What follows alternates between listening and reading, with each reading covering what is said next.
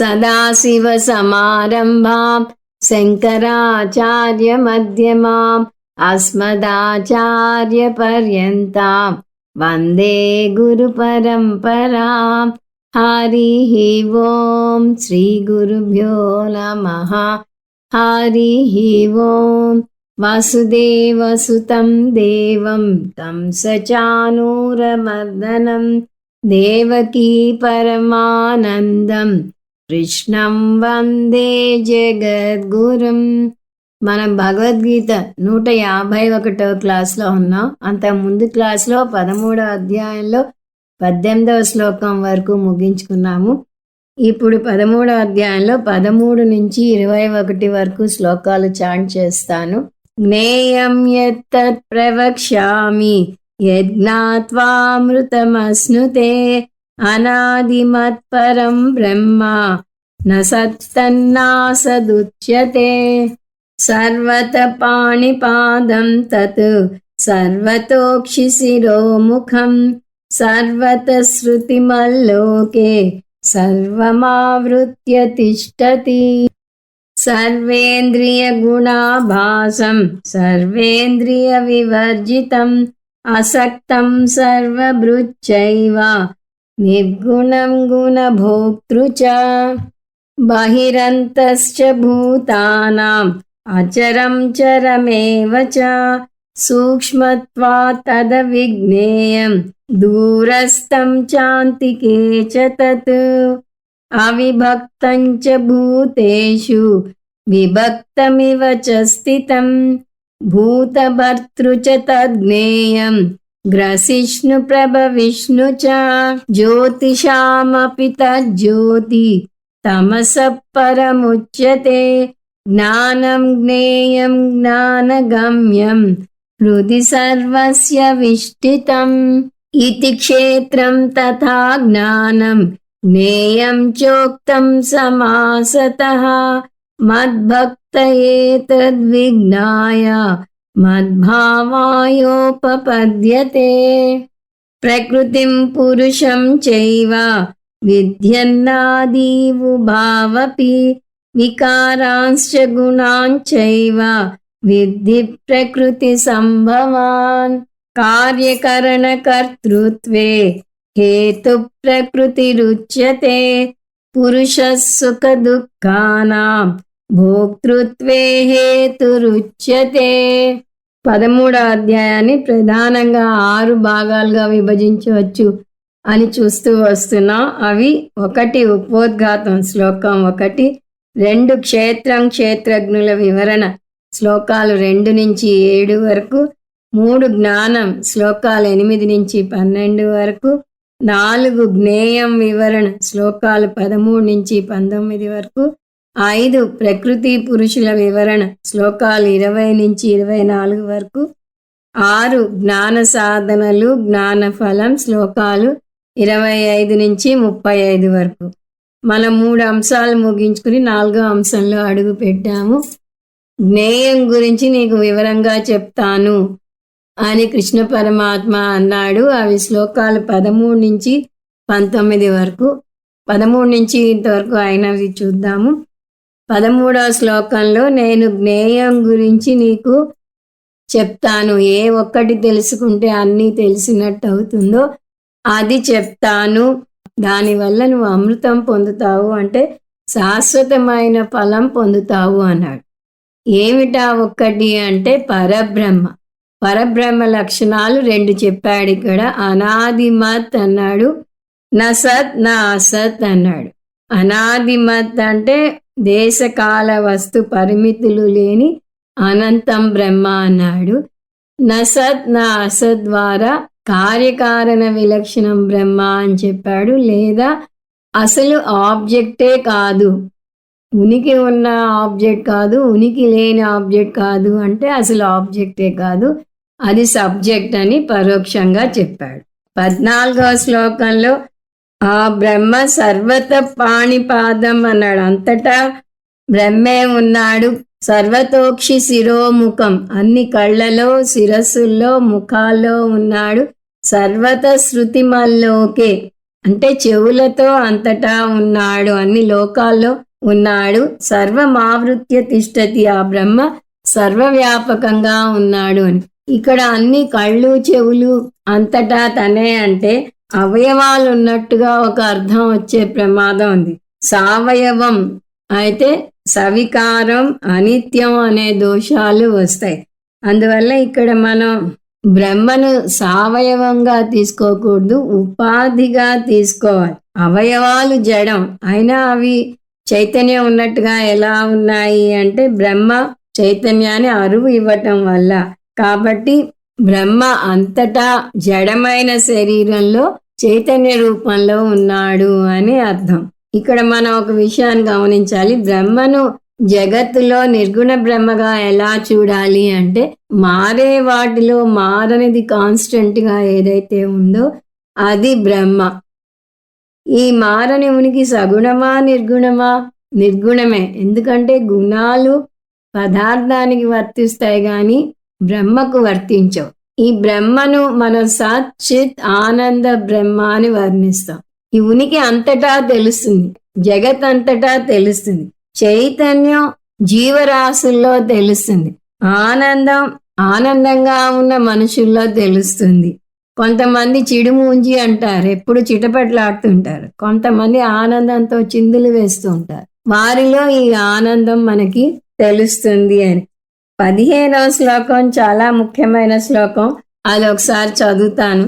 సర్వేంద్రియ గుణాభాసం సర్వేంద్రియ వివర్జితం అసక్తం సర్వభృచ్చైవ నిర్గుణం గుణభోక్తృచ. ఇందులో 3 అధ్యారోప అపవాద ఉదాహరణలు వస్తాయి.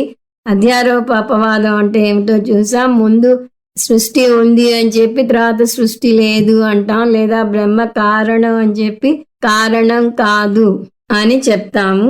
ఇక్కడ ఆ 3 సెట్లు ఏమిటంటే మొదటిది సర్వేంద్రియ గుణాభాసం సర్వేంద్రియ వివర్జితం, ఇంద్రియాలతో వ్యవహారం నడుపుతున్నట్టుగా ఉంటుంది, ఇంద్రియాలకు భిన్నంగా ఉన్నాడు అని. అలాగే అసక్తం సర్వభృచ్చైవ, ముందు సర్వభృచ్చైవ తీసుకోవాలి. సర్వభృచ్చ ఏవ అంటే ఈ సద్బ్రహ్మ అన్నిటికీ ఆధారం, అంటే సర్వాధారం. బ్రహ్మ వల్లనే అన్నిటికీ ఉనికి ఉంది. కానీ అసక్తం అంటే బ్రహ్మ జగత్తులోని వస్తువులకు భిన్నంగా ఉన్నాడు. సో ఇందాక చూసినప్పుడు సర్వేంద్రియ గుణాభాసం అధ్యారోపం అయింది, సర్వేంద్రియ వివర్జితం అపవాదం అయింది. అలాగే సర్వభృత్ చ అధ్యారోపం అసక్తం అపవాదం. 3వ సెట్ మళ్ళీ ఇలాగే రివర్స్ తీసుకోవాలి. గుణభోక్తృచ నిర్గుణం. గుణభోక్తృ అంటే అన్ని గుణాలతో ఉన్నవాడు అని, కానీ నిర్గుణం. సో గుణభోక్తృ అధ్యారోపం నిర్గుణం అపవాదం, ఇలా 3 సెట్లు ఒక్క శ్లోకంలోనే వచ్చాయి. కాబట్టి ఇది చాలా ముఖ్యమైన శ్లోకం. అపానిపాదో జవనో గ్రహీత శ్వేతాస్వర ఉపనిషత్తులో వస్తుంది. దాన్ని ఇలా విడదీసుకోవాలి మనం. పాణిరహిత తదపి గ్రహీత పాదరహిత తదపి జవన.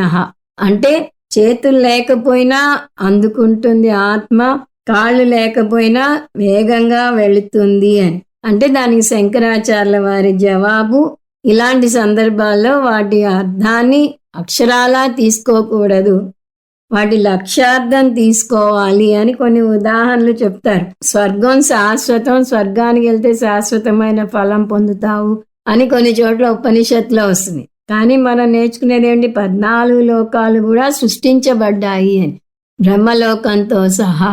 అలాంటప్పుడు స్వర్గం ఎలా శాశ్వతం అవుతుంది? దాన్ని ఆపేక్షిక శాశ్వతత్వం అంటారు. సో ఇది అర్థం చేసుకోవడానికి బుద్ధిని ఉపయోగించాలి, బుద్ధిని సరెండర్ చేసేయకూడదు.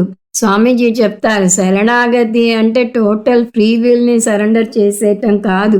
ముఖ్యంగా వేదాంతంలో శాస్త్రము గురువు చెప్పిన దాన్ని బుద్ధిని ఉపయోగించి అర్థం చేసుకోవాలి. ఈ ఆత్మ అనాత్మ రెండు పక్క పక్కనే ఉండటం వల్ల ఒకదాని లక్షణం ఇంకో దాని మీద ఆరోపించబడింది. నాకు చిరాగ్గా ఉంది అంటాం, ఆ నాకు మనసుకి చెందుతుంది, ఆత్మకి కాదు. నేను ఆత్మని. అలాగే ఆత్మ శాశ్వతం, ఈ ఆత్మ శాశ్వత లక్షణాన్ని శరీరానికి మనసుకి ఆపాదించుకుని అవి శాశ్వతంగా ఉండాలి అనుకుంటాం. దీని అన్యోన్య అధ్యాస అంటారు. అంటే ఒక లక్షణాన్ని ఇంకో లక్షణం మీద ఆరోపించటం. ఆత్మకు కర్మేంద్రియాలు లేవు కాబట్టి ఆత్మ కర్మ చేయలేదు అంటే కర్తృత్వ అభావ. కాబట్టి ఆత్మ కర్మ చేస్తోంది అంటే చేస్తున్నట్టుగా సీమింగ్లీ అంటాం, అది కలుపుకోవాలి. అయితే ఆత్మ సవిశేషమా నిర్విశేషమా అంటే వ్యావహారిక దృష్ట్యా ఆత్మ సవిశేషమే, పారమార్థిక దృష్ట్యా నిర్విశేషం. సో సవిశేషం అంటే అధ్యారోపం అవుతుంది, నిర్విశేషం అంటే అపవాదం అవుతుంది. తైత్తిరీయ ఆరణ్యకంలో 4 వాక్యాలు ఇలా వస్తాయి. గుడ్డివాడు రత్నాన్ని చూశాడు, చేతులు లేనివాడు దాన్ని తీశాడు, మెడ లేనివాడు మెడలో వేసుకున్నాడు, నాలుక లేనివాడు వివరించాడు. అంతవరకే ఉదాహరణ. ఆ విధంగా ఆత్మ కదలకపోయినా కదిలినట్టుగా కనిపిస్తుంది అని అర్థం తీసుకోవాలి. తర్వాత ఇక్కడ నిర్గుణం అని కృష్ణ పరమాత్మే చెప్పాడు. కానీ విశిష్టాద్వైతులు నిర్గుణాన్ని ఒప్పుకోరు. నిర్గుణం బ్రహ్మ పదం ఒక్క అద్వైతంలోనే వస్తుంది, వేరే ఎందులోనూ రాదు. విశిష్టాద్వైతంలో నిర్గుణ బ్రహ్మ లేదు కాబట్టి వాళ్ళకి సగుణ బ్రహ్మే అల్టిమేట్. అది కూడా నారాయణ లేదా విష్ణుమూర్తే, శివుడు కాదు. మరి ఇలాంటి పదం వస్తే వాళ్ళు ఎలా వివరిస్తారు అంటే సత్వరజస్తమో గుణాలు లేవు, అవి ప్రకృతికి చెందుతాయి కానీ పురుషుడికి చెందవు. కాబట్టి నిర్గుణం అంటే ప్రకృతి గుణాలు లేవు కానీ కొన్ని ఎక్స్ట్రాడినరీ గుణాలు ఉన్నాయంటారు. అంటే అనంత కళ్యాణ గుణ, సత్య సంకల్ప, సత్యకామ గుణాలు ఉన్నాయి. మనం సగుణ బ్రహ్మకు ఆ గుణాలు చూస్తూ వస్తాం. సో నిర్గుణ అంటే ప్రాకృత గుణరహిత పరంతు అప్రాకృత గుణ సహిత. అంటే ప్రకృతిలో ఉన్న గుణాలు లేవు కానీ ప్రకృతికి లేని గుణాలు ఉన్నాయి, అది నిర్గుణం అంటే అని వారి ఉద్దేశం. కానీ శృతిలో దీన్ని సపోర్ట్ చేస్తూ ఎక్కడా లేదు అని చెప్తారు. ఇప్పుడు 16 అది కూడా ఒకసారి చదువుతాను. బహిరంతశ్చ భూతానాం అచరం చరమేవ చ సూక్ష్మత్వాత్ తద విజ్ఞేయం దూరస్థం చాంతికే తత్. మనం జ్ఞేయం భాష్యం చూసినప్పుడు డైరెక్ట్ గా వివరించలేని బ్రహ్మని 3 పద్ధతుల్లో వివరిస్తారు అని చూసాం. అవి నిషేధముఖ ఉపదేశం, విభిన్న వాక్యాల ద్వారా ఉపదేశం, మిథ్యా సంబంధం ద్వారా ఉపదేశం అని చూసాం. నిషేధముఖ ఉపదేశం అంటే నేతి పద్ధతి ద్వారా ఇది కాదు అని అన్ని ఖండించుకుంటూ వస్తూ ఏది మిగిలితే అది బ్రహ్మ అన్నాం. తర్వాత విభిన్న వాక్యాల ద్వారా, అది ఈ శ్లోకంలో కూడా చూస్తాం, కదులుతోంది కదలట్లేదు అని వస్తుంది. తర్వాత మిథ్యా సంబంధం, జగత్తుకి బ్రహ్మకి అసలు సంబంధం లేదు, బ్రహ్మ అద్వైతం అసంగం. కానీ సంబంధం చెప్పాలి అంటే కారణం బ్రహ్మగా, జగత్ కారణం బ్రహ్మగా చెప్పాలి అని చూసాం. సో ఇందులో అచరం చరమేవచ అనే వాక్యం ఈ విభిన్న వాక్యాల ద్వారా వచ్చినట్టు చూస్తాం. దీనికి సాధారణ అర్థం బింబ చైతన్యం అచలం, ప్రతిబింబ చైతన్యం చలం అని వస్తుంది. అంటే సోపాధిక నిరుపాధిక దృష్టి చూస్తాం. ఈశావాస్యోపనిషత్తులో ఈ పదాలు చూస్తాం. కానీ ఇక్కడ శంకరాచార్యుల వారు చరం అంటే జంగమం, అచలం అంటే స్థావరం అంటే చెట్లు వస్తువులు అని చెప్పారు. అంటే ఈ అనాత్మ ప్రపంచం అంతటా కూడా బ్రహ్మే ఉన్నాడు. బ్రహ్మ సత్యం అంటే ఈ అనాత్మ ప్రపంచం అంతటా కూడా బ్రహ్మ ఉన్నాడు, మిథ్యా ప్రపంచంలో కూడా సత్య వస్తువుగా ఉన్నాడు అనేది అర్థం చేసుకోవాలి. తర్వాత బహిరంతశ్చ భూతానాం, బాహ్యంగా ఉన్నాడు లోపల ఉన్నాడు అంటే ఈ శరీరం ఏమిటి, శరీరంలో లేడా అని ఇంకో ప్రశ్న వస్తుంది. శరీరంలో కూడా ఉన్నాడు, సర్వవ్యాపకం అని అర్థం. అంతటా ఉన్నాడు అంటే శరీరంలో కూడా ఉన్నాడు అని దాని అర్థం. దృగ్దృశ్య వివేకంలో సాక్షి చైతన్యాన్ని అర్థం చేసుకోవడానికి చాలా బాగా ఉపయోగపడుతుందని చూసాం. కానీ అది అసంపూర్ణ అవుతుంది, ఎందుకంటే అక్కడ మనం చిత్తుగానే నేర్చుకుంటాం, బాహ్యంగా ఉన్నట్టు తెలుసుకోము. ఎంతో దూరంగా ఉన్న చంద్రునిలో కూడా ఉనికి ఉంది. అలాంటప్పుడు ఇక్కడ ఆగిపోకూడదు, అన్నింటిలోనూ చరమచరంలో ఉన్నాడు అనే విషయం అర్థం చేసుకోవాలి. సూక్ష్మత్వాత్ తదవిజ్ఞేయం అంటే తత్ అవిజ్ఞేయం, చాలా సూక్ష్మంగా ఉంది కాబట్టి దాన్ని అంత తేలిగ్గా అర్థం చేసుకోలేము. బ్రహ్మ ఆబ్జెక్ట్ కాదు, సబ్జెక్ట్ అయిన నేనే అని అర్థం చేసుకోవాలి. అంటే బ్రహ్మను తెలుసుకోకుండా తెలుసుకున్నాను. ఎలా తెలుసుకున్నాను? నేనే బ్రహ్మను, బ్రహ్మ ఆబ్జెక్ట్ కాదు అనే జ్ఞానం ద్వారా తెలుసుకున్నాను అని దీని అర్థం. తర్వాత 17 అవిభక్తంచ భూతేషు విభక్తమివ చ స్థితం భూతభర్తృ చ తజ్ఞేయం గ్రసిష్ణు ప్రభ విష్ణు చ. అవిభక్తం, ఆ బ్రహ్మ కూడా ఆకాశంలాగా విభజించ వీలు లేని బ్రహ్మ. అయినా భూతేషు విభక్తమివ స్థితం, కానీ అన్ని జీవులలో విభజించబడినట్టుగా ఉన్నాడు. తజ్ఞేయం, అటువంటి పరమాత్మని తెలుసుకోవాలి. ఆ పరమాత్మ ఎవరు? భూతభర్తృచ గ్రసిష్ణు ప్రభ విష్ణుచ. బ్రహ్మ సృష్టి స్థితి లయ కారణం. 18 జ్యోతిషామపి తజ్జ్యోతి తమసః పరముచ్యతే జ్ఞానం జ్ఞేయం జ్ఞానగమ్యం హృది సర్వస్య విష్టితం. బ్రహ్మ అంతటా ఉన్నాడు, కనబడడు అని ఇంతవరకు చూస్తూ వస్తున్నాం. అయితే బ్రహ్మ చీకట అని ఒక సందేహం రావచ్చు. ఎందుకంటే చీకటికి 2 లక్షణాలు ఉన్నాయి. అంతటా ఉంది చీకటి, కానీ కంటికి కనపడదు. కన్ను పని చేయాలి అంటే కాంతి ఉండాలి. అందువల్లనే చీకటిని అంధకారం అంటారు.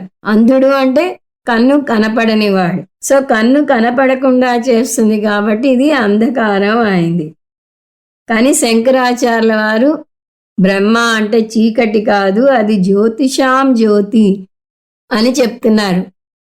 మనం శంకర భాష్యం చదివితే ఒక్కొక్క శ్లోకానికి ఉన్న కనెక్షన్ తెలుసుకుంటూ వస్తాము. 700 శ్లోకాలు అట్ ర్యాండమ్ చదివేవి కాదు, ఒక కంటిన్యూస్ థాట్ ఫ్లో. అది ఒక శ్లోకం నుంచి ఇంకో శ్లోకంలోకి గొలుసు కట్టులాగా ఒక ఆలోచన సాగుతూ వస్తుంది. సో ఇక్కడ కనెక్షన్ అది. బ్రహ్మ సర్వవ్యాపకం, తర్వాత కంటికి కనపడడు అంటే అసలు చీకట అంటే చీకటి కాదు, జ్యోతులకే జ్యోతి. సూర్యుడు, ఇంద్రియాలు, మనసు జ్యోతులైతే ఈ జ్యోతులన్నింటినీ ప్రకాశింపజేసే జ్యోతి ఆత్మ అని చూసాం. పైగా అది తమసః పరముచ్యతే, సూర్యుడు చీకటిని ప్రకాశింపజేయలేడు, కానీ ఈ చైతన్యం చీకటిని కూడా మనకి తెలిసేలాగా చేస్తుంది. జ్ఞానం జ్ఞేయం జ్ఞానగమ్యం హృది సర్వస్య విష్టితం. జ్ఞానం అంటే మామూలుగా ఆత్మజ్ఞానం అని వస్తుంది, చైతన్యం అని వస్తుంది, బుద్ధి అని వస్తుంది. శంకరాచార్యుల వారి ఈ అర్థాలన్నీ విశ్లేషించి జ్ఞానం అంటే కృష్ణ పరమాత్మ చెప్పిన 20 విలువలు అని వివరిస్తారు. ఎందుకంటే కృష్ణ పరమాత్మే చెప్పాడు, ఏత జ్ఞానమితి ప్రోక్తం అన్నాడు. ఇదిగో దీని ఈ విలువలని జ్ఞానం అంటారు అని చెప్పాడు. కాబట్టి జ్ఞానం జ్ఞేయం జ్ఞానగమ్యం అంటే ఈ విలువలు, బ్రహ్మ, మీరు చేరే లక్ష్యం అన్నీ ఎక్కడున్నాయి? హృదయంలోనే ఉన్నాయి అని. అంటే మీకు విలువలు కూడా ముందే ఉన్నాయి. చూడండి ఎంత కన్సోలింగ్ మ్యాటరో. కొత్తగా మీరు విలువలను పెంపొందించుకోని అవసరం లేదు, ఉన్నాయి అవి. కానీ అవిద్య, అహంకారం, మమకారం, రాగం, ద్వేషం వాటిని కప్పివేశాయి. వాటిని మీరు డైల్యూట్ చేస్తే మీలో అంతర్గతంగా ఉన్న విలువలు సహజంగా బయటికి వస్తాయి. సో ముందే మనకి విలువలు ఉన్నాయి అంటే మనకి ధైర్యం వస్తుంది పెంపొందించుకోవడానికి. లేకపోతే కోపం తగ్గించుకోవాలి అని చెప్పిన కొద్దీ మనలో కోపం పెరుగుతూ వస్తూ ఉంటుంది. జ్ఞానగమ్యం, జ్ఞానం ద్వారా పొందాల్సింది కూడా బ్రహ్మనే. పూజ్య స్వామీజీ జోక్ చేస్తుంటారు, మీరు బొద్దింక గురించి నేర్చుకుంటే బొద్దింకగా మారిపోరు, అలా మారేటట్టయితే నేర్చుకోరు కూడా. అదంతా లౌకిక విద్యలో. కానీ ఒక ఆధ్యాత్మిక విద్యలోనే గొప్పతనం ఏమిటి అంటే మీరు బ్రహ్మ గురించి నేర్చుకుంటే బ్రహ్మ అయిపోతారు. బ్రహ్మవేత్ ఆప్నోతి పరం అని చూస్తూ ఉంటాం. ఇంతవరకు ముందు క్లాసులో చూసాం. ఇప్పుడు 19 చూద్దాం. ఇతి క్షేత్రం తథా జ్ఞానం జ్ఞేయం చోక్తం సమాసతః మద్భక్త ఏతద్విజ్ఞాయ మద్భావాయోపపద్యతే. ఈ శ్లోకం ఇంతవరకు చెప్పిన 4 అంశాల ముగింపు. వేదాంతంలో 3 ముఖ్యమైన టాపిక్స్ ఉన్నాయి. అవి ఈ అధ్యాయంలో పదాల పరంగా చూస్తే క్షేత్రజ్ఞం, క్షేత్రం, జ్ఞేయం. లేదా మన మామూలు పరిభాషలో చూస్తే అనాత్మ, జీవాత్మ, పరమాత్మ. క్షేత్రం అంటే అనాత్మ, క్షేత్రజ్ఞం అంటే జీవాత్మ, జ్ఞేయం అంటే పరమాత్మ. ఈ జ్ఞేయాన్నే మనం మహాక్షేత్రజ్ఞుడు అని కూడా చూసాం. అది కూడా మర్చిపోకూడదు. సో మనం బ్రహ్మ సత్యం అని చెప్తే అది పరమాత్మని చెప్తున్నాం. జగన్మిథ్య అంటే అనాత్మ గురించి చెప్తున్నాం. జీవో బ్రహ్మ ఇవ నా పరహ అంటే జీవుడు అంటే జీవాత్మ గురించి చెప్తున్నాం. సో మొత్తం వేదాంతం సారం వచ్చేసింది. ఇతి అని ఇక్కడ చెప్పాడు అంటే ఒక జ్ఞేయం గురించే కాదు. 2వ శ్లోకం నుంచి 18వ శ్లోకం వరకు కృష్ణ పరమాత్మ ఏవైతే వివరించాడో అవన్నీ కూడా అవి ఏంటి చెప్పాడు? క్షేత్రం, జ్ఞానం, జ్ఞేయం. క్షేత్రం అంటే శ్లోకాలు 2 నుంచి 7 వరకు చెప్పాడు. ఇదం శరీరం నుంచి ధృతి దాకా చెప్పాడు. తర్వాత జ్ఞానం అమానిత్వం అదంబిత్వం శ్లోకం నుంచి తత్వ జ్ఞానార్థ దర్శనం వరకు చెప్పాడు. అంటే 8 నుంచి 12 శ్లోకాల వరకు చెప్పాడు. తర్వాత జ్ఞేయం యత్ తత్ నుంచి తమస పరముచ్యతే అంటే శ్లోకాలు 13 నుంచి 18 వరకు చెప్పాడు. ఇంకా కావాలంటే ఈ 19వ శ్లోకం కూడా కలుపుకోవచ్చు. ఉక్తం సమాసతః అని చెప్పాడు. అది 19వ శ్లోకం వరకు. ఈ విధంగా నేను క్షేత్రం, జ్ఞానం, జ్ఞేయం గురించి చెప్పాను అంటున్నాడు. క్షేత్రజ్ఞుడి గురించి విడిగా చెప్పలేదని క్షేత్రజ్ఞుడిని జ్ఞేయంతో కలుపుకోవాలని చూస్తూ వస్తున్నా. ఒక క్షేత్రంలో ఉన్నది క్షేత్రజ్ఞుడు, అన్ని క్షేత్రాల్లో ఉన్నది మహాక్షేత్రజ్ఞుడు. ఆ మహాక్షేత్రజ్ఞుడే జ్ఞేయం అని కృష్ణ పరమాత్మ వాడుతున్నాడు. ఈ జ్ఞానం పొందితే కలిగే ఫలం మనం ఇక్కడ చూస్తే అది జీవాత్మ పరమాత్మ ఐక్య జ్ఞానం పొందుతాం కాబట్టి కలిగే ఫలం జీవన్ముక్తి, దాని తర్వాత విదేహ ముక్తి. కానీ దానికి కావాల్సిన అర్హత ఏమిటి అంటే కృష్ణ పరమాత్మ మద్భక్త అంటున్నాడు. అంటే ద్వైత భక్తి లేకుండా అద్వైత జ్ఞానం రాదు. స్వామీజీ ఓ జనరల్ టాక్ ఇచ్చారు. Can I be spiritual without being religious అని. అంటే దైవ భక్తి లేకుండా మీరు ఆత్మజ్ఞానం పొందలేరు. ఎందుకంటే కర్మయోగం, ఉపాసన యోగం చేసి జ్ఞాన యోగానికి రావాలని చూస్తాం. ఆ రెండింటికి ఈశ్వర భక్తి ఉండి తీరాలి. అప్పుడే మీరు జ్ఞాన యోగానికి రాగలుగుతారు. శాస్త్రం మీద శ్రద్ధ పెట్టుకోవాలి. అది భగవంతుని యొక్క బోధ అని అర్థం చేసుకోవాలి. అందుకనే వ్యాసాచార్యుల వారు శాస్త్రమే ప్రమాణం, దానికి మళ్ళీ సైన్స్ తో దాన్ని అవునని కాదని చెప్పనవసరం లేదు అంటారు. స్వత ప్రమాణ, ప్రత్యక్ష ప్రమాణం ఎంత ప్రమాణమో శాస్త్రం అంత ప్రమాణం అని వ్యాసాచార్యుల వారు బ్రహ్మసూత్రాల్లో పదే పదే చెప్తూ ఉంటారు. అందువల్ల భగవంతుని మీద శ్రద్ధ లేకపోతే ఇదేదో బ్రహ్మాండంగా వర్ణించి చెప్పారు అంటారు, కానీ దాని మీద నమ్మకం ఏర్పడదు. అందువల్ల ఈశ్వర భక్తి, గురు భక్తి లేకుండా శాస్త్రం ఏమీ చేయలేదు. ఈ నేపథ్యంతో ఈ శ్లోకం చూద్దాము. ఇంతవరకు తను ఏం చెప్పాడో కృష్ణ పరమాత్మ మళ్ళీ ఒకసారి చెప్తున్నాడని చూసాం. అర్జునుడు 6 అంశాల గురించి అడిగాడు, అందులో 4 చెప్పాడు. ఆ చెప్పిన 4 క్షేత్రం, క్షేత్రజ్ఞుడు, జ్ఞానం, జ్ఞేయం. ఇంతవరకు చెప్పింది శిష్యుడు అర్థం చేసుకున్నాడు లేదో తెలుసుకోవాలి. స్వామీజీ కూడా అదే చేస్తుంటారు. 6 పాయింట్లు చెప్పాలంటే 2-3 పాయింట్లు చెప్పాక వాటిని మళ్ళీ సమాప్ చేసి ముందుకు వెళ్తారు. కృష్ణ పరమాత్మ అదే చేస్తున్నాడు. శిష్యునికి అర్థమైందో లేదో చూడటానికి ఇంతవరకు ఆయన చెప్తున్నాడు. దీన్ని సింహావలోక న్యాయం అంటారు. అడవికి రాజైన సింహం గంభీరంగా కొన్ని అడుగులు నడిచాక మధ్యలో ఒకసారి ఆగి చుట్టూ చూస్తుందిట. ఎవరైనా శత్రువులు పొంచి ఉన్నారా అని అవలోకనం చేస్తుంది. అలా గురువు కొంత బోధ చేశాక ఒకసారి ఆగి అంతవరకు చెప్పిన దాని సారాంశం చెప్తాడు. అప్పుడు శిష్యుడికి కూడా అర్థం అవుతుంది తనకు అర్థమైందో లేదో అనే విషయం. ఇతి క్షేత్రం తథా జ్ఞానం జ్ఞేయం చ ఉక్తం. ఇదిగో ఈ 3 చెప్పాను. క్షేత్రం, జ్ఞానం, జ్ఞేయం చెప్పాను. ఈ అంశాలను బోధించాను అని చెప్పాడు. క్షేత్రజ్ఞుడు చెప్పబోయినా మనం కలుపుకోవాలి అని చూసాం. అందువల్ల 3 కాదు 4 బోధ చేసినట్టుగా అర్థం చేసుకోవాలి. ఎలా చేశాడు? సమాసతః సంక్షిప్తంగా చేశాను అంటున్నాడు. ఏదైనా బోధ సంక్షిప్తంగా చేసినప్పుడు 2 రకాల స్పందన ఉంటుంది. ఆ టూకీగా విని వదిలేస్తే ఇంకా లోతులు కొలవాలి, ఇంకా బాగా అర్థం చేసుకోవాలి అనే శ్రద్ధ ఏర్పడి వేదాంతానికి వస్తారు కొంతమంది. లేదు, ఆ టూకీగా చెప్పింది అర్థం కాలేదు, తలమించి వెళ్ళిపోయింది అంటే అక్కడితో ఒక నమస్కారం పెట్టేసి మళ్ళీ రారు.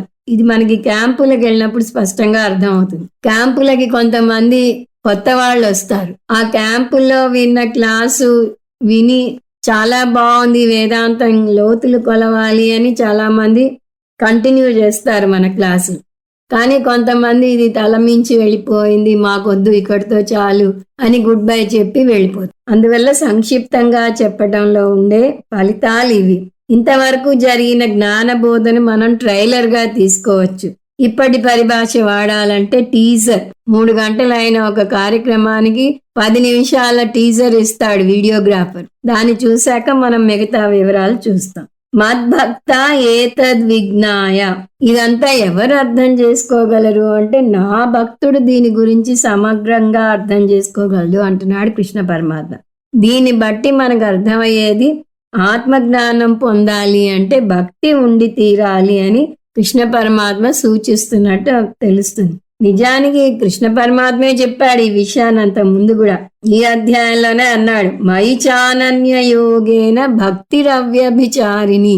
అవ్యభిచారి భక్తి ఉండాలి అంటే సందేహం లేని, పక్కకు పోని భక్తి ఉండాలి, పూర్తి నమ్మకం ఉండాలి. వేదాంత బోధ చేసే గురువు, నేర్చుకునే శిష్యుడు ఇద్దరికీ భక్తి ఉండాలి. గురువుకి లేకపోయినా లాభం లేదు. అందువల్లనే మన సాంప్రదాయంలో దైవ భక్తి, ఆత్మజ్ఞానం పరస్పరం కలిగి ఉంటాయి. చాలా మందికి ఒక అపోహ, జ్ఞానం పొందితే ఇంక పూజలు చేయనవసరం లేదు, దేవుడి మందిరంలోకి వెళ్ళనవసరం లేదు అనుకుంటారు.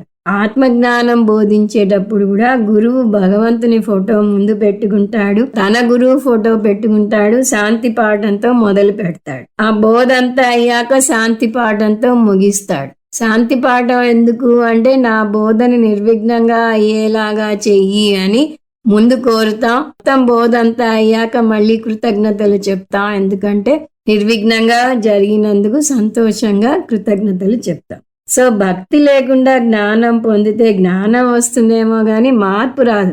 అదొక అకాడమిక్ ఇంట్రెస్ట్ అవుతుంది అంతే.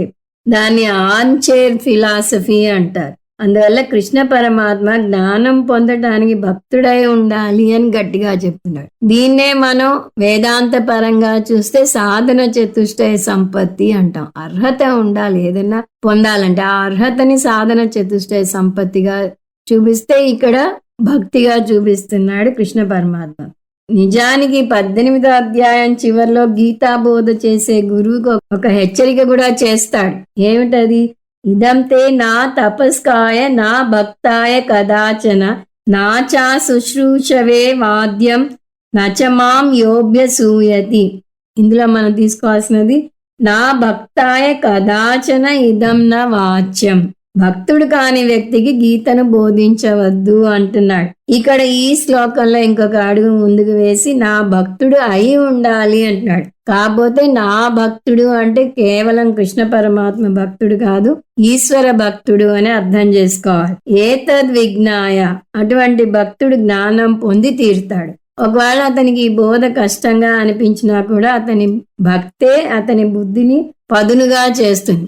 సాధారణంగా శిష్యులందరూ చేసేది ఒకటే. మొదటి ఉపనిషత్తు విన్నప్పుడు చాలా కష్టంగా అనిపిస్తుంది. రెండో ఉపనిషత్తుకు వచ్చేసరికి చాలా బాగా అర్థమైనట్టు ఉంటుంది. కానీ తనకి అర్థమైంది అనుకోడు, గురువు చాలా బాగా చెప్తున్నాడు, అప్పటికన్నా ఇప్పుడు బాగా చెప్తున్నాడు అని అంటారు. స్వామీజీ దగ్గరకు వచ్చి కూడా చాలా మంది శిష్యులు ఇప్పుడు మీరు బాగా చెప్తున్నారు అంటారు. స్వామీజీ ఒక నవ్వు నవ్వి ఊరుకుంటారు. అంటే ఆయనకు అర్థమయ్యేది ఏమిటి, వీళ్ళకి ఇప్పుడు బాగా అర్థం అవుతోంది అని. అది అర్థమైతే చాలు, తన గురించి చెప్పినా వాళ్ళ గురించి చెప్పినా పట్టించుకోని అవసరం లేదు అని అనుకుంటారు. సో బ్రహ్మజ్ఞానం పొందటానికి వేదాంతం వింటూ ఉండాలి అని వస్తుంది బ్రహ్మసూత్రాలు. మొదట్లో అర్థం కానట్టుగా కొరుకుడు పడని విషయంగా అనిపిస్తుంది. అంత ముందు కూడా చూసాం, బాగా ఎర్రటి ఎండలో చాలాసేపు తిరిగి వచ్చి ఒక్కసారి ఇంట్లోకి వస్తే అంతా చీకటిగా ఉంటుంది, కళ్ళు బయర్లు కమ్మినట్టుగా ఉంటుంది. కానీ ఆ చీకటికి అలవాటు పడ్డాక ఇంట్లో ఉన్న వస్తువులన్నీ స్పష్టంగా కనిపిస్తాయి. అలాగే వేదాంతానికి రాగానే కళ్ళు బయర్లు కమ్మినట్టుగా ఉంటుంది. ఎందుకంటే షాకింగ్ స్టేట్మెంట్, నువ్వు ఆ బ్రహ్మ ఒకటే అంటుంది. నువ్వు ఉపాసన చేసే దేవుడు బ్రహ్మ కాదు, ఉపాసన చేసే నువ్వే బ్రహ్మవి అంటుంది కేనోపనిషత్తు. ఇవన్నీ జీర్ణించుకోవడానికి చాలా కష్టంగా ఉంటుంది, కానీ శ్రవణం చేస్తూ ఉండాలి. శ్రవణం నిర్వచనమే ఒక క్రమ పద్ధతిలో క్రమం తప్పకుండా కొన్ని సంవత్సరాల పాటు శ్రోత్రియ బ్రహ్మనిష్ట అయిన గురువు వద్ద శాస్త్రాన్ని అధ్యయనం చేయాలి. అంటే దాన్ని బట్టి అర్థం చేసుకోండి అది ఎన్నాళ్ళు సాగుతుందో అన్నది. అలా చేస్తే కలిగే ఫలం ఏమిటి? మద్భావాయ ఉపపద్యతే, నా స్వరూపాన్నే పొందుతాడు. నా స్వరూపం అంటే కృష్ణ స్వరూపం కాదు. మద్భావ అంటే బ్రహ్మభావ, ఈశ్వర భావ. భావ అంటే స్వరూపం. సో మద్భావ అంటే పూర్ణత్వం. ఆత్మజ్ఞానం పొందక ముందు తను ఒక పరిమితి ఉన్న జీవిని అనుకుని కుంగిపోతాడు. జ్ఞానం పొందాక పూర్ణత్వ భావన కలుగుతుంది, ఒంటరితనం బాధించదు. అంతకుముందు చుట్టూ అందరూ ఉన్నా, నలుగురు పిల్లలు ఉన్నా, నువ్వు బాగున్నావా అని ఆప్యాయంగా పలకరించే దిక్కు లేదు అని వాపోయిన వ్యక్తే జ్ఞానం పొందాక వారు పలకరించినా పలకరించకపోయినా తను ఆనంద స్వరూపుణ్ణి అని అర్థం చేసుకుంటాడు. ఒంట్లో ఓపిక ఉన్నంత వరకు ఒంటరితనం బాధించదు. ఎందుకంటే ఒంటరితనం అనిపిస్తే ఏ సినిమాకో షికారుకో వెళ్ళిపోతే బాధ వేయదు. క్షణం తీరిక లేకుండా ఏదైనా పని చేసుకోవచ్చు. వృద్ధాప్యం మీద పడ్డాక సొంతంగా పక్క నుంచి లేవలేని పరిస్థితి వస్తే, పిల్లలు చెట్టుకొకరు పుట్టకొకరు అయిపోతే, వారికి ఆపేక్షలున్న పరుగులు పెట్టుకుంటూ మన దగ్గరికి రాలేని పరిస్థితి వస్తే, అప్పుడు ఒంటరితనం ప్రేమరాహిత్యం అని పట్టి పీడిస్తాయి. కానీ ఆ పరిస్థితి వచ్చేలోపు మన ఆత్మజ్ఞానం పొందితే ఈ శూన్యభావం పోయి పూర్ణత్వం ఏర్పడుతుంది. 20 ప్రకృతిం పురుషం చైవ విద్యన్నాదీవు భావపి వికారాంశ్చ గుణాంశ్చైవ విద్ధి ప్రకృతి సంభవాన్. ప్రకృతి పురుషుడు శ్లోకాలు 20 నుంచి 24 వరకు వర్ణించబోతున్నాడు. ఇది 5వ అంశం. 19వ శ్లోకంతో దానికి ముగింపు పలికేశాడని చూసాం. ఇప్పుడు 6 అంశాల్లో మిగిలిన 2 ప్రకృతి పురుషుడు గురించి చెప్పబోతున్నాడు. ఆ 2 కలిపి చెప్పబోతున్నాడు. ఎందుకంటే ఈ రెండింటికి అవినాభావ సంబంధం ఉంది. క్షేత్రం క్షేత్రజ్ఞుడు ఒక జంట ఎలాగో ప్రకృతి పురుషుడు కూడా ఒక జంట. క్షేత్రం అంటే పదార్థం, క్షేత్రజ్ఞుడు అంటే చైతన్యం. చైతన్యానికి స్వతంత్ర సత్తా ఉందని శాస్త్రం అంటుంది. అది పదార్థంలో ఒక భాగం కానీ ఒక లక్షణం కానీ దాని నుంచి ఉత్పత్తి చెందలేదని చూసాం. ఉదాహరణకి ఫ్యానులో 2 అంశాలున్నాయి. అది కనపడే ఫ్యాను, కనపడని విద్యుత్ శక్తి. కనపడని విద్యుత్ శక్తి వల్ల ఫ్యాన్ తిరగటం అవుతున్నది. ఫ్యాన్ తిరగటం ఆగిపోయినా విద్యుత్ శక్తి ఉంటుంది. అలాగే మన శరీరం కూడా ఆత్మ అనాత్మల మేలు కలయిక అని వేదాంతంలో నేర్చుకుంటాం. అంటే కనపడే పదార్థం, కనపడని చైతన్యాల మేలు కలయిక. కృష్ణ పరమాత్మ వీటిని 7వ అధ్యాయంలో పరాప్రకృతి అపరాప్రకృతి అన్నాడు. పరాప్రకృతి చైతన్యం, అపరాప్రకృతి పదార్థం. ఇప్పుడు ఆ పరాప్రకృతి అపరాప్రకృతులనే పురుషుడు ప్రకృతి అంటున్నాడు. పురుషుడు అంటే చైతన్యం, ప్రకృతి అంటే పదార్థం. లేదా పురుషుడు పరాప్రకృతి, పదార్థం అపరాప్రకృతి. ఉపనిషత్తులో కూడా పురుషుడు ప్రకృతి చూస్తాం కానీ చాలా తక్కువగా చూస్తాం. ఎక్కువగా బ్రహ్మ మాయా పదాలు వస్తాయి. బ్రహ్మ అంటే పురుషుడు, మాయా అంటే ప్రకృతి. సో ప్రకృతి పురుషుల పదాలు సాంఖ్య దర్శనంలో కూడా వస్తాయి. కానీ వారి వాదన వేరు, మనం దాని జోలికి పోవటం లేదు. ఇప్పుడు కృష్ణ పరమాత్మ ఏం చెప్తున్నాడో చూద్దాం. ప్రకృతిం పురుషం చైవ విద్యన్నాది ఉభావపి. ప్రకృతిం పురుషం చ ఏవ విద్ధి అనాది ఉభౌ అపి. ఈ 2 ఉభావం అంటే 2.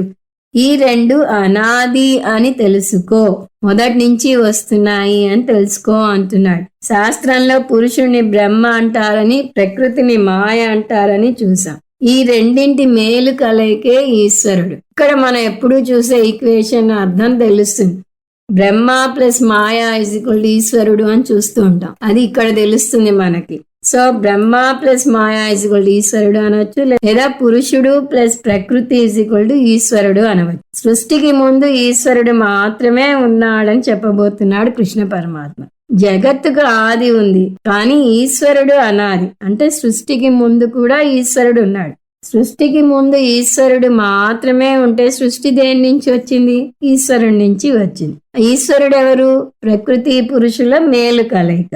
ప్రకృతి పురుషుల మధ్య సమాన అంశాలు ఉన్నాయి, భిన్న అంశాలు ఉన్నాయి. అవి మనం 7వ అధ్యాయంలో కూడా చూసాం. సమాన అంశాలు రెండు అనాది, రెండు కారణం, రెండు కలిపి సృష్టి కారణం అయ్యాయి. రెండు కలిసి సృష్టి చేశాయి. తల్లిదండ్రులు ఇద్దరూ పిల్లల పుట్టుకకు కారణం.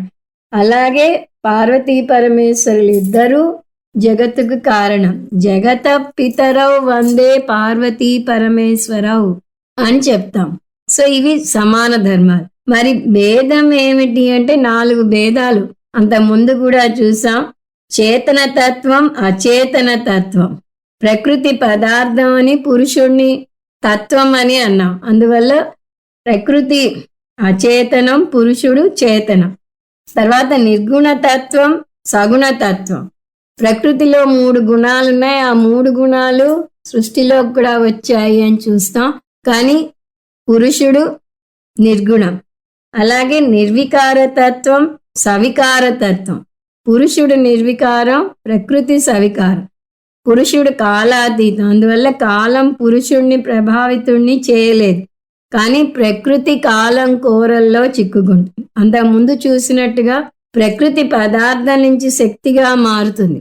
అణుబాంబు విస్ఫోటనలో పదార్థం శక్తిగా మారుతుంది. పదార్థంలో అనేక మార్పులు ఉంటాయి. అందువల్ల ప్రకృతి సవికారం, పురుషుడు నిర్వికారం. 4వ భేదం సత్యం, మిథ్య. ఇప్పుడు మనకి 4వ భేదం అవసరం లేదు, అది సాంకేతిక భేదం. అయినా ఇది తెలుసుకుంటే ముందు ముందు చర్చల్లో ఉపయోగపడుతుంది. అది పురుషుడు సత్యం, ప్రకృతి మిథ్య. పురుషుడు అంటే చైతన్యం అని చూసాం. చైతన్యానికి విడిగా ఉనికి ఉంది. అందువల్ల చిత్ ఏవ సత్ అంటాం. అందువల్ల చైతన్యం సత్యం. కానీ పదార్థానికి అంటే ప్రకృతికి విడిగా ఉనికి లేదు. విడిగా ఉనికి లేనిది ఉన్నా లేనట్టే. అందువల్ల అది మిథ్య అని చూస్తూ వస్తున్నాం. చైతన్యం లేని వస్తువు యొక్క ఉనికి గురించి మనం మాట్లాడలేం. స్వతంత్ర సత్తా లేని వస్తువుని మిథ్య అంటారు. ఆ విధంగా పురుషుడు సత్యం, ప్రకృతి మిథ్య. ఈ 4 భేదాలను మళ్ళీ చూస్తే పురుషుడు ప్రకృతి పరంగా చూస్తున్నాం. 1 చేతన తత్వం, అచేతన తత్వం. 2 నిర్గుణ తత్వం, సగుణ తత్వం. 3 నిర్వికార తత్వం, సవికార తత్వం. 4 సత్యం, మిథ్య.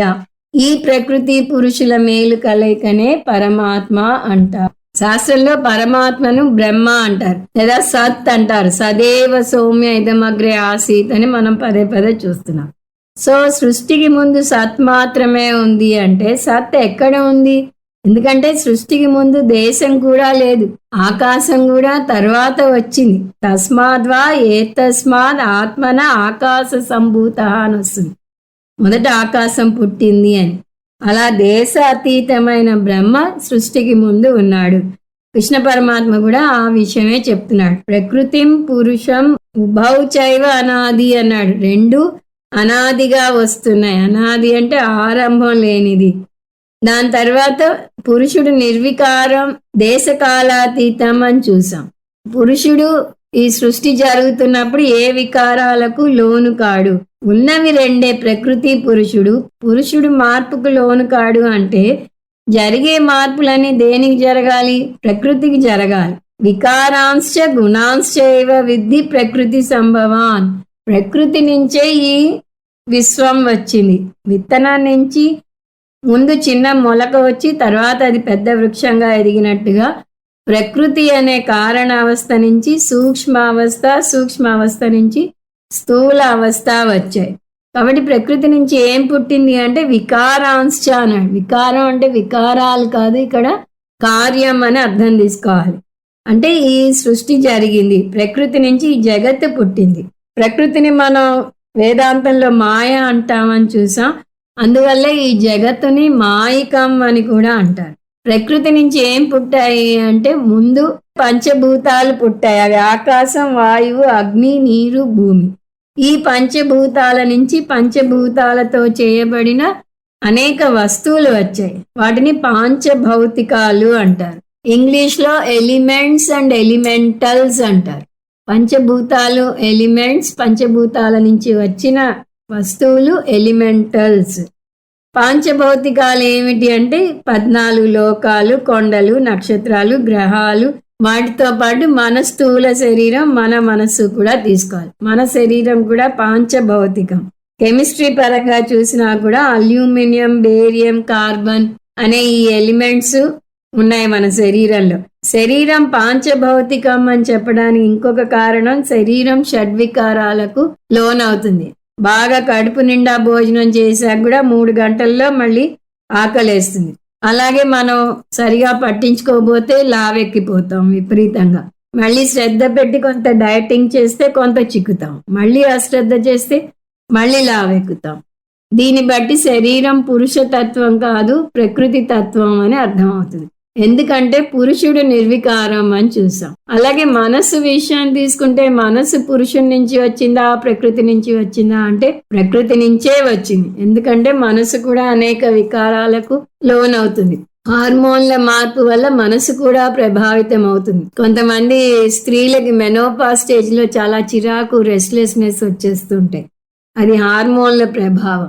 పైగా మనసులో మన భావాలు నిరంతరం మారుతూ ఉంటాయని మనకెవరు ప్రత్యేకించి చెప్పనవసరం లేదు. శరీరం, మనసులు ప్రకృతి నుంచి ఉత్పత్తి చెందితే అవి రెండు అచేతనం అవ్వాలి కదా. ప్రకృతి అచేతనం అని మనకు తెలుసు. అచేతన ప్రకృతి నుంచి వచ్చే కార్యం కూడా అచేతనమే అవ్వాలి. కానీ అవి చైతన్యవంతంగా ఎలా ఉన్నాయి? మనకి తెలిసిన సూత్రమే ఇది. ఒక స్త్రీకి ఎక్కువ డబ్బు లేదు, అయినా ఆవిడ ఒక పెళ్లికి నగలు చాలా వేసుకొచ్చింది అంటే అర్థం ఏమిటి? ఎవరి దగ్గర నుంచో అరువు తెచ్చుకుంది అని. అలాగే ఇక్కడ శరీరం, మనసు జడం, కానీ అవి చాలా చైతన్యవంతంగా పనిచేస్తున్నాయి అంటే వాటికి స్వతహాగా ఈ చైతన్యం లేకపోయినా అవి అరువు తెచ్చుకున్నాయి. ఎక్కడి నుంచి అరువు తెచ్చుకున్నాయి?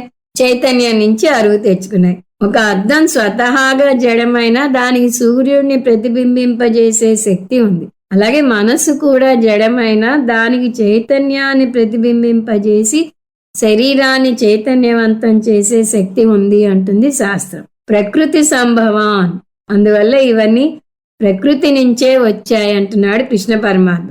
ఆ వస్తువులన్నీ ప్రకృతి నుంచి రావడమే కాదు, గుణాలు కూడా వాటికి వస్తాయి. కారణ గుణాః కార్యే అనువర్తంతే. కారణంలో ఉన్న గుణాలు కార్యంలోకి వస్తాయి. అందువల్లనే పిల్లలు వాళ్ళ తల్లిదండ్రుల గుణాలను ఉనికి పుచ్చుకున్నారు అంటారు. ఒక్కోసారి తండ్రికి దూరంగా పిల్లవాడు పెరిగినా కూడా తండ్రి లక్షణాలు అతనిలో వస్తాయి. ఎందువల్ల? తండ్రి గుణాలు పుణికి పుచ్చుకుంటాడు కాబట్టి. ఒక్కోసారి తల్లి గుణాలు ఎక్కువగా ఉన్నట్టు కనిపిస్తే, ఒక్కోసారి తండ్రి గుణాలు ఎక్కువగా ఉన్నట్టు కనిపిస్తాయి. రూపురేఖలు, రంగు కూడా అలాగే వస్తాయి. కొంతమంది అయితే తల్లి జిరాక్స్ కాపీ అన్నట్టు ఉంటారు, కొంతమంది తండ్రికి జిరాక్స్ కాపీ అన్నట్టుగా ఉంటారు. ఈ విధంగా ప్రకృతి గుణాలు ప్రపంచంలో వస్తాయి. ప్రకృతిలో ఉన్న సత్వరజస్ తమో గుణాలు వ్యక్తిలో వస్తాయి. అలాగే జగత్తులో శబ్దస్పర్శ రూప రసగంధాలు ఉంటాయి. అంతేకాదు రాగద్వేషాలనే భావోద్రేకాలు కూడా ప్రకృతికి చెందినవే కానీ పురుషునికి చెందినవి కాదు. ఇప్పుడు 21. కార్యకరణ కర్తృత్వే హేతుర్ ప్రకృతిరుచ్యతే పురుష సుఖ దుఃఖానాం భోక్తృత్వే హేతురుచ్యతే. కార్యకరణ కర్తృత్వే, మామూలుగా కార్యం అంటే ఉత్పత్తి చెందినది, కానీ ఇక్కడ కార్యం అంటే స్థూల శరీరం, కరణం అంటే మనసు లేదా మొత్తం సూక్ష్మ శరీరం. మన బాడీ మైండ్ కాంప్లెక్స్ ని కార్యకరణ సంఘాతం అంటారని చూస్తూ వస్తున్నాం. సో కార్యం అంటే స్థూల శరీరం, కరణం అంటే మొత్తం సూక్ష్మ శరీరం, కర్తృత్వే అంటే సృష్టిలో, అంటే ఈ సృష్టిలో స్థూల సూక్ష్మ శరీరాల సృష్టికి హేతువు ప్రకృతి రుచ్యతే. హేతు ఎవరు, కారణం ఎవరు అంటే ప్రకృతి అని అంటారు. ప్రకృతి కారణం అని అంటారు. అంటే స్థూల సూక్ష్మ శరీరాలు అంటే మనుషులే కాదు, అన్ని జీవరాశులు.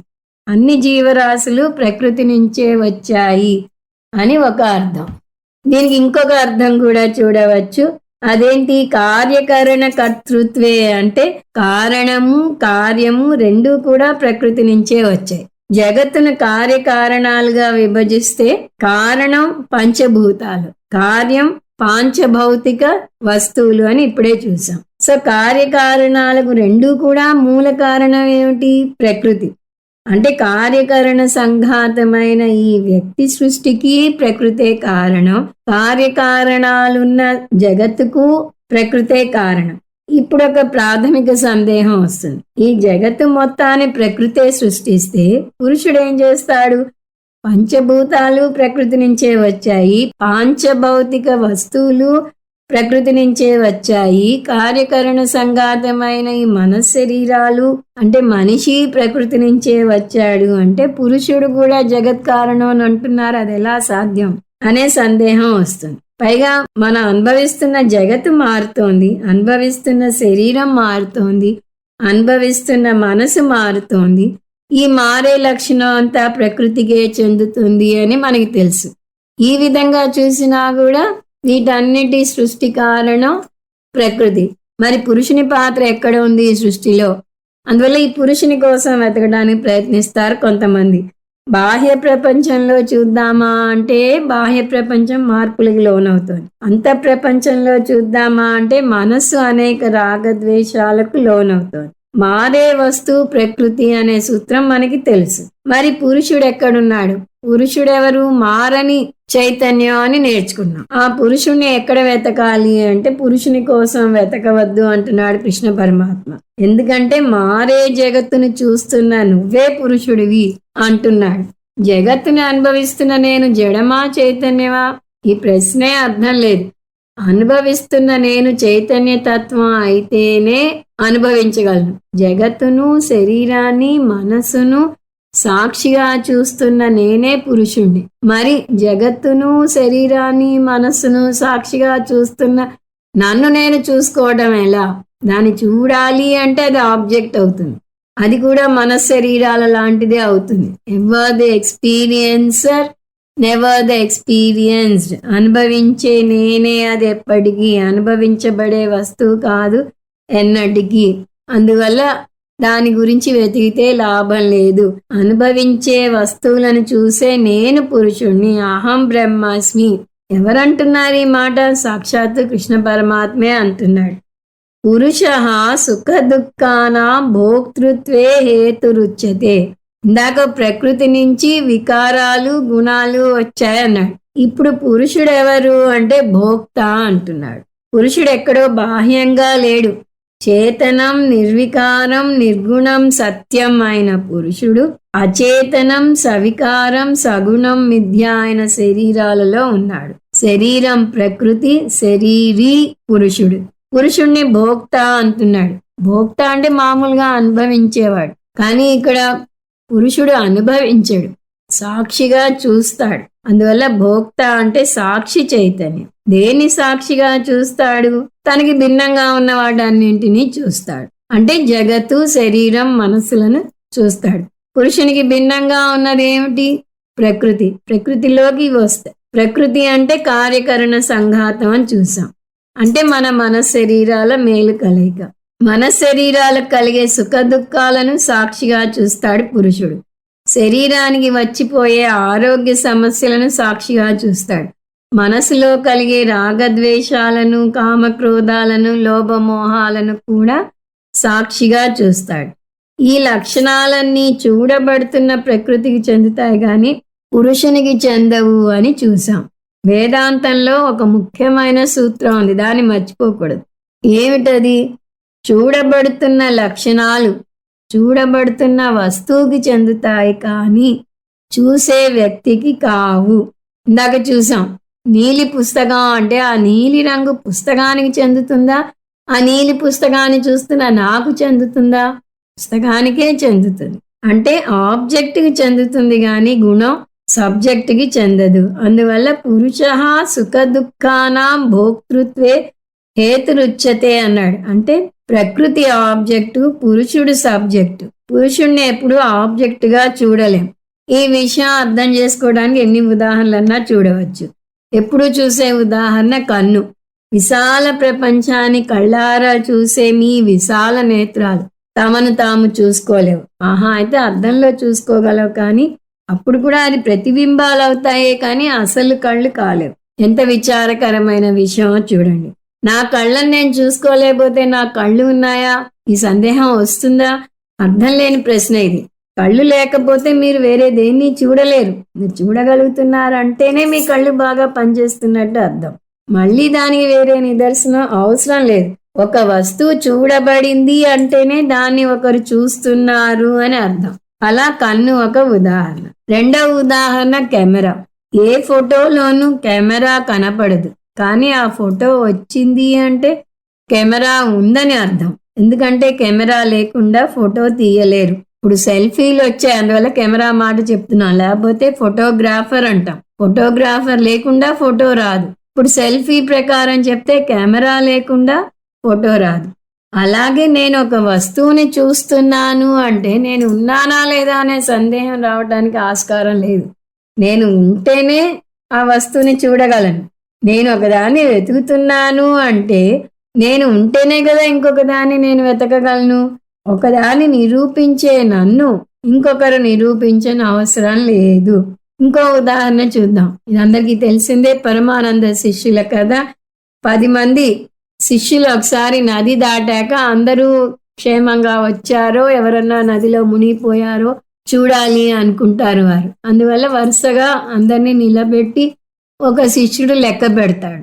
ఎన్నిసార్లు లెక్క పెడుతున్నా అతనికి 9 మందే వస్తున్నారు, కానీ 10వ వ్యక్తి రావటం లేదు. ఇంకా బోరున ఏడవటం మొదలు పెట్టాడు. ఒక వ్యక్తి ఎవరో అందులో మునిగిపోయాడు అనుకుంటుంటే దారే పోయే దానయ్య వచ్చి ఏమిటి మీ సమస్య అని అడిగితే విషయం చెప్తారు. అతను వారిని లెక్క పెట్టి, ఇదిగో లెక్క పెడుతున్నా నువ్వే 10వ వ్యక్తివి అన్నాడు. తత్వమసి వచ్చేసింది. ఎంత సూక్ష్మంగా వచ్చిందో చూడండి. నువ్వే ఆ 10వ వ్యక్తివి అన్నాడు. ఈ ఉదాహరణని మర్చిపోకూడదు. పురుషుడెవరు? అందరినీ చూస్తున్న నేనే పురుషుణ్ణి.